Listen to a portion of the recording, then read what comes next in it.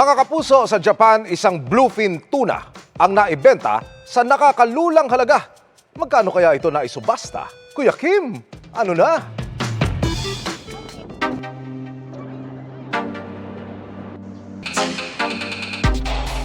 Sa auction na ito sa Tokyo, Japan, hindi alahas, artwork o kung anumang mamahaling bagay ang sinusubasta, kundi mga isda at iba pang seafood. Ito ang New Year's auction sa Toyosu Fish Market. Ang dambuhalang bluefin tuna na to na tumitimbang ng 243 kilos, nabenta sa halagang 510 million yen o mahigit 193 million pesos.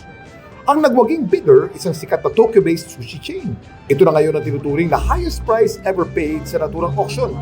Nabasag nila ang sarili nilang record na 333.6 million yen noong 2019. Sa ngayon, nasa head branch na ng restaurant ang dambuhalang bluefin tuna, kung saan ito hiniwa-hiwa bago pinadala sa iba't ibang branch nila sa buong Japan.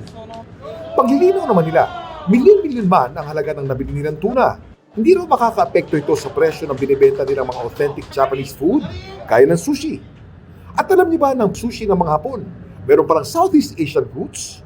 Kuya Kim, ano na?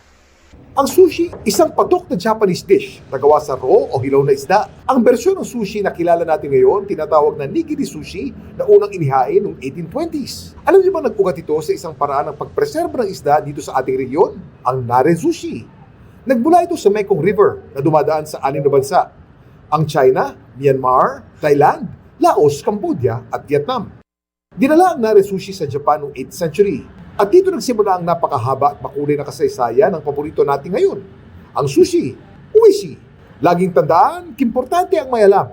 Ito po si Kuya Kim at sagot ko kayo, 24 oras.